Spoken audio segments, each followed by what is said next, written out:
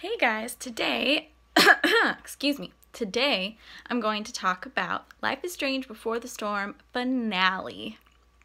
Now, I was really nervous because Life is Strange means everything to me, and while we still have the farewell bonus episode with a younger Chloe and Max, the series is coming to its final halt, and that's really hard for me because Life is Strange kind of means more to me than anything, like, entertainment-wise. Like, nothing will ever top it for me.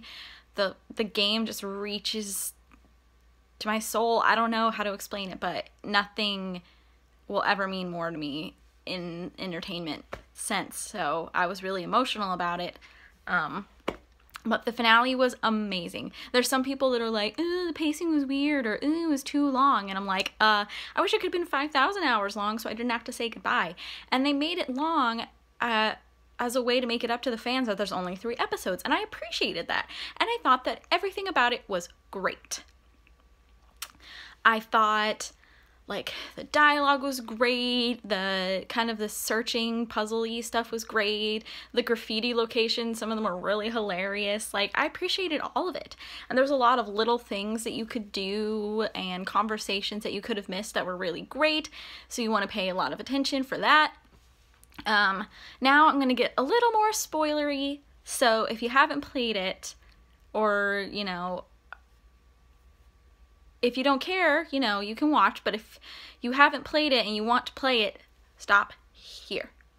Okay, so, even though I know that, you know, Rachel does go missing, Rachel does die in the future, because, you know, we know that for the Life is Strange OG game, I still freaked out when she got stabbed in the arm. I was like, oh my god, no! Even though it doesn't make any logical sense, because I know that she doesn't die for like 2.5 more years, and yet I still freaked out. Which is good, because it, like, the game, like, definitely put you in that universe to where you kind of completely forgot what happens in the future, and I really appreciate that. I feel like they were very good at evoking emotions and really getting you into the story, and that was good. And my opinion of James went, like, up and down throughout this whole thing. But obviously my opinion got really low when he decided that he was going to make, it's not really clear to me if he was trying to make Sarah a drug addict again, so she couldn't be near Rachel, or he was trying to overdose her. But either way, those are both really shitty things. I mean, one is murder, and the other is making someone an addict, which is basically murder, because, you know, she might end up dying from that.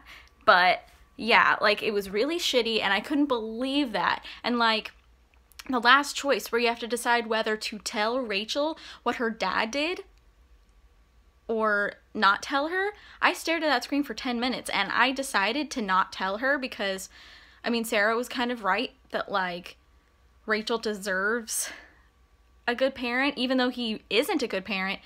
Rachel's been through enough, and she deserves to feel that way, especially because she felt really close to her dad this episode, and I really didn't want to ruin that. And, like, yeah, so I decided to keep her ignorant because she's had enough pain already.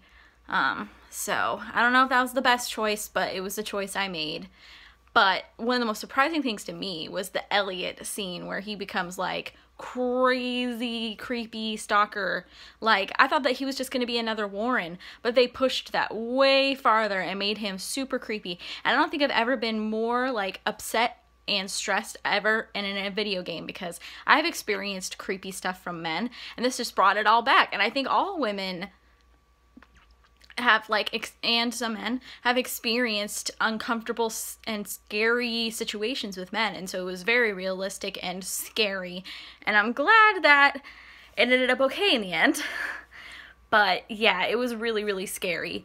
But the ending scene where we are, you know, we see that, you know, Rachel's phone in the dark room with the 17 missed calls from Chloe, like, it was basically like, they showed a bunch of happy stuff. They showed Chloe get her blue hair. They showed them take that photo booth pic that Max finds in the original game. They saw them get the tattoos, all this yay, yay, yay, yay stuff. Even if you tell her about James, she still does happy stuff with Chloe. It's just that James is really angry and he probably won't have a relationship with Rachel again. But anyways, it was really like, we're gonna show happy stuff, and then in the end they're like, but remember what game this is, remember it doesn't end well, and I was like, thanks guys, I was happy to live in blissful ignorance for a little while. And also, Frank obviously killed Damon, which explains why he wasn't there in the OG game, but I mean, I don't know how I feel about that, because obviously I don't want someone to die, but also he was really scary and he was in self-defense anyways. But anyway, the episode overall was amazing and a perfect conclusion. I just could have done out without the subtle reminder that everything eventually goes to shit. I hope you guys liked the game. Tell me how you felt about it in the comments.